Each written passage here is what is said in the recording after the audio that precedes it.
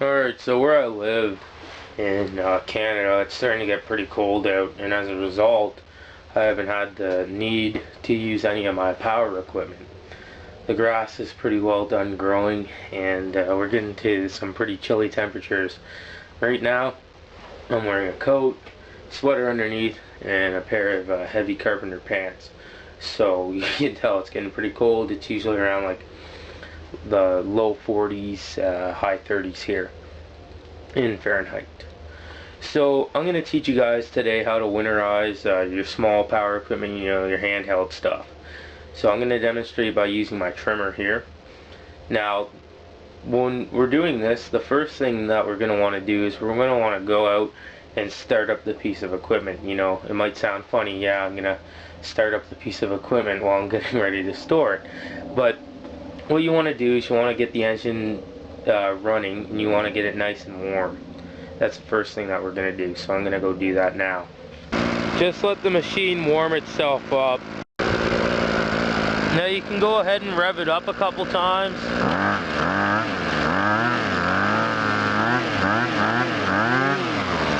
You just want to make sure that the carburetor is full of fuel and it's drawing fuel through the system.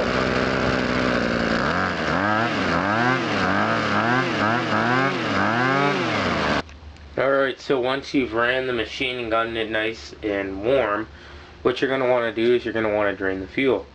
So find an appropriate container and drain the fuel into it.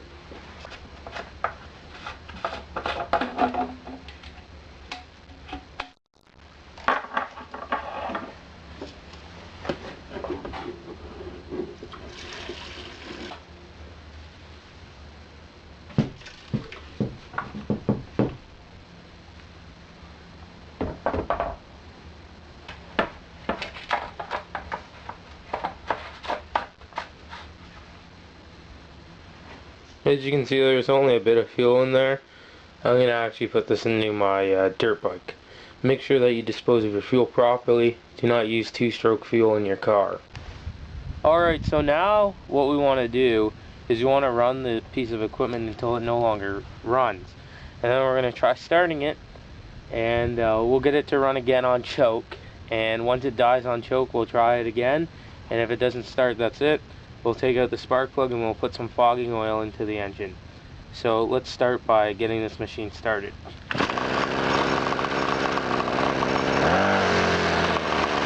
And once again, what I said was we're going to run it until it doesn't want to run anymore. Essentially running the engine dry of fuel, starving it.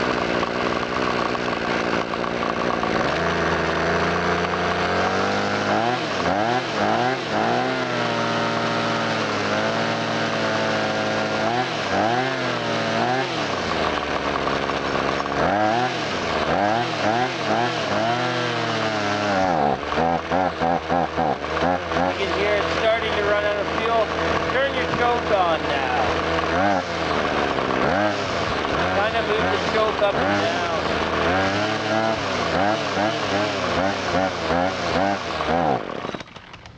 You can hear it died out there. So we're going to prime the engine. We're going to leave the choke on and we're going to try it again.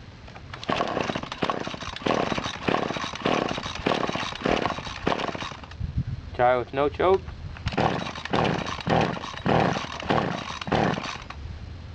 Choke again. See, still got a little bit.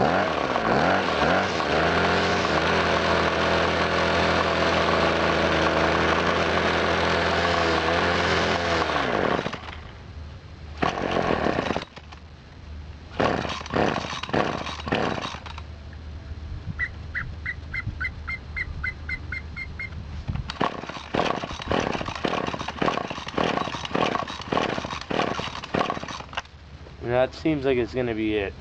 Alright, so we're going to take a 3/4 spark plug socket and a 3/8 ratchet. We're going to remove the spark plug.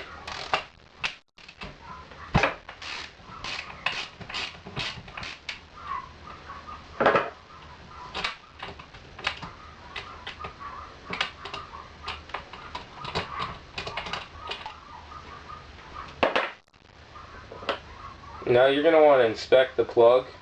Let's take a look at it. Right now would be a great time to replace the plug. Now we're going to take our fogging oil and simply spray it into the spark plug hole. A couple of squirts just like that, and give the engine some nice slow pull overs. Make sure you have your kill switch turned to the off position, as the end of the high tension lead may be able to jump a spark between the engine's head, and you don't want any flames coming out of the combustion chamber. So we're just going to pull it over slowly like this.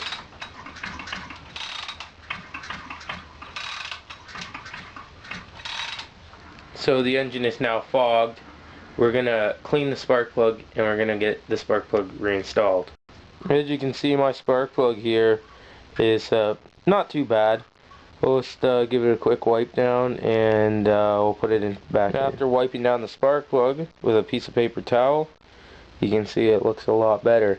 Now I'm not going to replace my spark plug, as I did just get this trimmer back in like August or September, and it shouldn't need replacing just yet.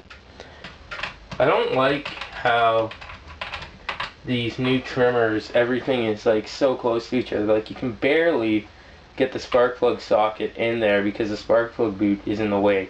Maybe it'd be nicer if they had like a slit cut out here, so that when you're maintaining the piece of equipment you could just put the boot placing forward, rather than it being all crammed together here where you can barely get your socket in there. So just snug it up, you don't need to over tighten it here, and reinstall your spark plug boot like so. Some people like to take advantage of this time and clean or replace their air filter, and I'll show you guys my air filter.